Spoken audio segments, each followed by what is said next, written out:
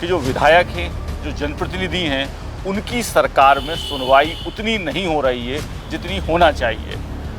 से तो सीएम ने कहा कि अधिकारियों से कि विधायक की सुनो, लेकिन संगठन की नहीं सुन रहे हैं लोग। तो ये समस्या देखा जाए तो जिला स्तर पर दिखाई दे रही है। और ये डॉक्टर रिश्वत की मांग करता है, विधायक के पास सामने वाला व्यक्ति पहुंचता है और विधायक कहता है कि ऐसे डॉक्टर के खिलाफ एफआईआर होना चाहिए। मतलब कहीं ना कहीं गलती थी, तभी तो बाद में टीआई को सस्पेंड किया गया और डॉक्टर के खिलाफ एफआईआर की गई।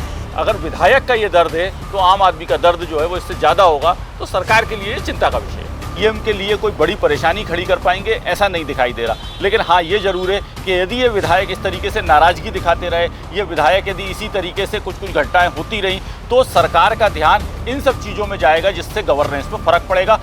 नमस्कार, आप देख रहे हैं द लपेटा। मैं हूं आपके साथ राघव शर्मा। पिछले दिनों से लगातार मध्य प्रदेश में अपनी ही सरकार के खिलाफ विधायक असंतुष्ट नजर आ रहे हैं। कोई विधायक तो पुलिस अधिकारी के चरणों में गिरकर ये कहता है कि मुझे मार दीजिए, तो किसी का बयान आता है कि मध्य प्रदेश में बहन बेटियां सुरक्षित नहीं हैं, तो कोई गुस्से में आकर अपना इस्तीफा ही लिख देता है। उसके बाद लगातार चर्चाएं चलती हैं, क्या मध्य प्रदेश में सब कुछ ठीक चल रहा है, क्या मोहन सरकार में विधायक अब नाराज़ हो गए हैं। इन तमाम सवालों पर बात करने के लिए हमारे साथ मध्य प्रदेश के वरिष्ठ पत्रकार नितिन शर्मा सर मौजूद हैं। सर, आपका बहुत बहुत स्वागत है। सर, पिछले दिनों से लगातार हमने देखा दीपक पटेल का, वो चरणों में गिरकर कहते हैं, प्रदीप पटेल का, वो कहते हैं कि मुझे मार दीजिए, मैं सुरक्षित नहीं हूँ, मेरे क्षेत्र में नशे बहुत ज़्यादा हो गया है, वहाँ पे क्षेत्र में रहना मुश्किल हो गया है। उसके बाद कल हम देखते हैं ब्रज पटेरिया का, वो कहते हैं कि मैं अब विधायक बना हूँ जनता की सेवा करने के लिए, लेकिन मैं अब जनता की सेवा ही नहीं कर पा रहा हूँ, पुलिस प्रशासन मेरी सुन नहीं रहा है। क्या मध्य प्रदेश में अफसरशाही हावी हो चुकी है? सर, क्या लग रहा है आपको? क्या होता है राघव कि जब सरकार में जो है वो जिसे कहें कि सुनवाई विधायक की नहीं हो रही है, या ये माने कि जब बहुत अच्छा पुलिस प्रशासन के साथ जनप्रतिनिधियों का कोऑर्डिनेशन नहीं होता, तो इस तरह की घटनाएं सामने आती हैं। और इस तरह की घटनाएं देखा जाए तो आपने दो घटनाएं बताई।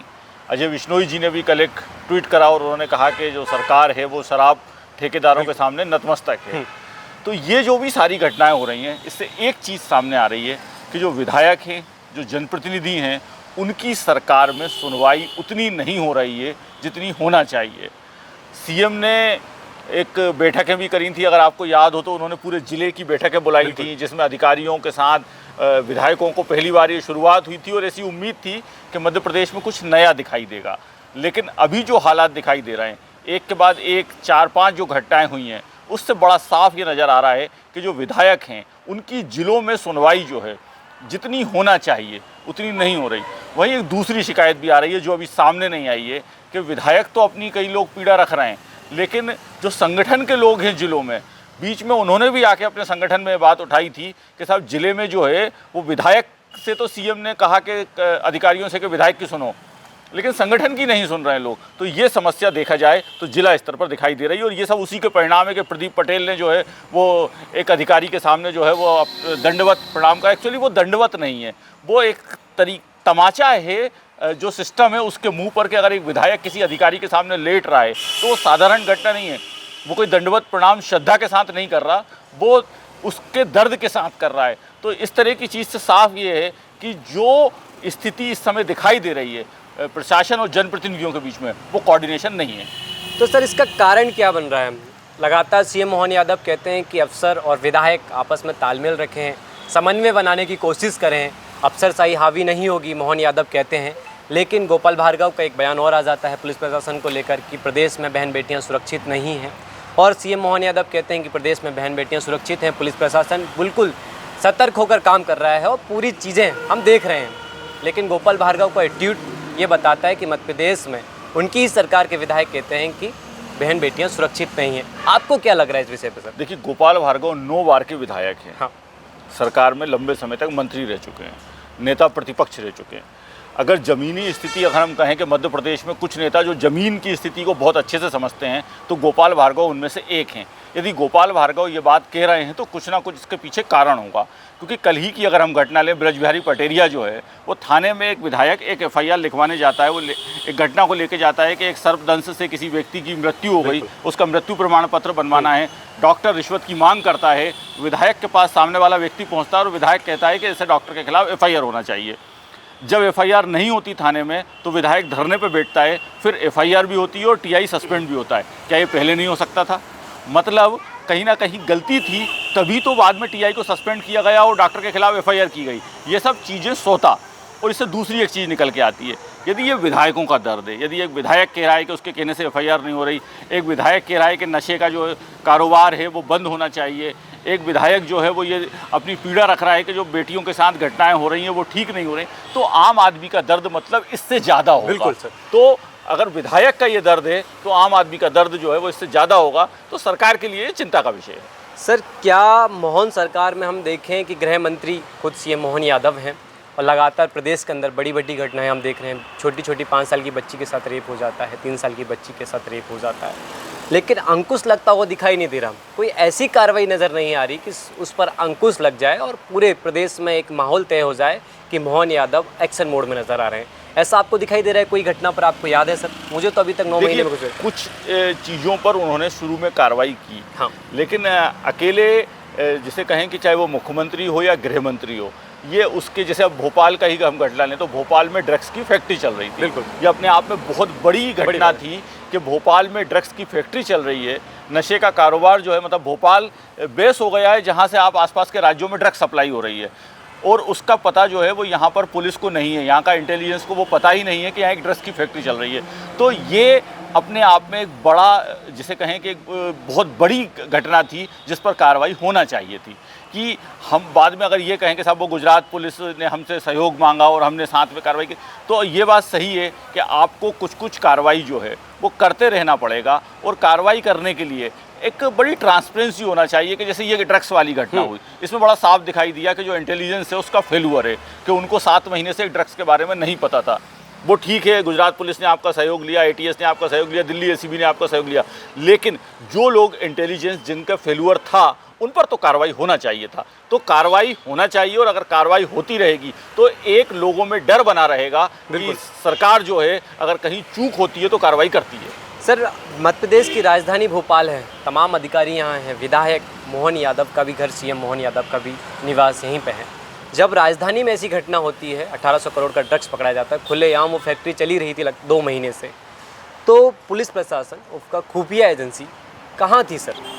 ये सवाल खड़े होते हैं। और उसके बाद डिप्टी सीएम के साथ आरोपी की तस्वीर वायरल होती है, बीडी शर्मा कहते हैं कि फ़ोटो हर कोई खिंचा लेता है, लेकिन कहीं ना कहीं क्या मोहन सरकार में जो कांग्रेस आरोप लगा रही है कि मोहन सरकार में माफिया एक्टिव हो चुके हैं, तो क्या ये आरोप लगाना कांग्रेस का सही है सर?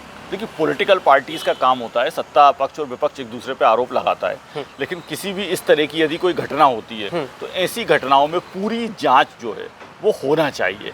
वो साधारण मामला नहीं है।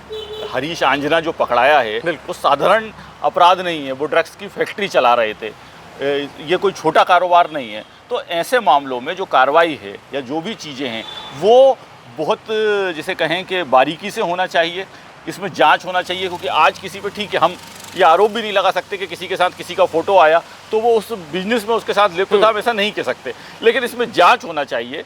इसमें एकदम बगैर जांच के क्लीन चिट दे देना कि नहीं साहब वो तो वो फ़ोटो किसी के साथ भी खिंचाए जा सकते, वो भी मैं मानता हूँ। कोई ना कोई जांच जो है वो संगठन अपनी स्तर पर जाँच कराए, सरकार अपने स्तर पर जाँच कराए, लेकिन इस तरह की जो चीज़ें हो रही हैं, जैसे भोपाल में अगर इस तरह की फैक्ट्री चल रही थी और बाद में उसका मंदसौर कनेक्शन निकलता है, अभी भी उसमें कई लोग धीरे धीरे करके पता चल रहा है, उनका इन्वॉल्वमेंट आ रहा है सामने, तो ये घटनाओं पर कार्रवाई होना चाहिए। अकेला मुख्यमंत्री या मुख्यमंत्री गृह मंत्री हो वो कुछ नहीं कर सकता, लेकिन ये ज़रूर है कि यहाँ पुलिस की जो है वो बड़ी चूक इसमें साबित हुई है। सर, आपने कहा कि अकेला मुख्यमंत्री कुछ नहीं कर सकता, लेकिन विधायक जब अधिकारियों से कहते हैं कार्रवाई करने की तो विधायकों की सुनी नहीं जाती, तो फिर कैसे काम चलेगा सर? अभी तो 1 साल भी पूरे नहीं हुआ मोहन यादव को, और विधायकों की अधिकारी सुन नहीं रहे हैं, फिर मोहन सरकार में कैसे 4 साल आगे बढ़ेगी मोहन सरकार? देखिए, सरकार जो होती है वो एक पूरा सिस्टम से होता है।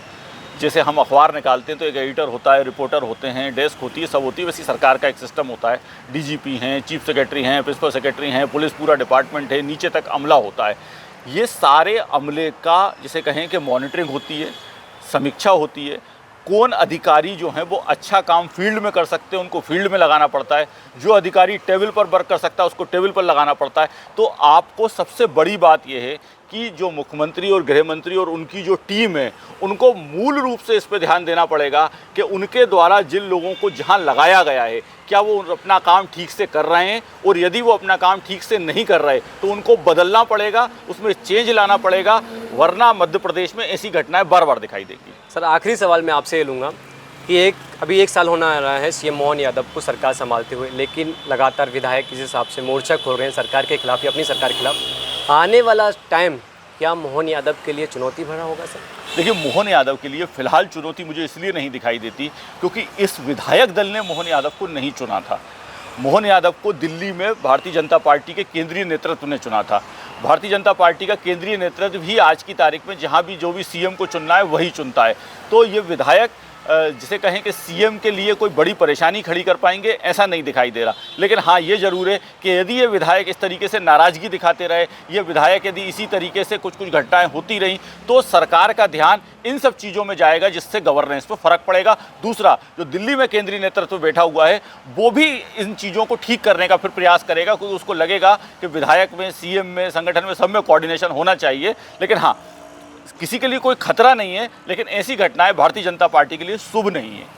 चलिए सर, बहुत बहुत धन्यवाद सर। तो आने वाला समय बताएगा कि मोहन यादव के लिए 4 साल चुनौती है या नहीं है, ये तो समय बताएगा। लेकिन विधायक एक के बाद एक मोर्चा खोलते हुए तो नज़र आ रहे हैं। कैमरे के उस पार संजय है और मैं राघव शर्मा हूँ।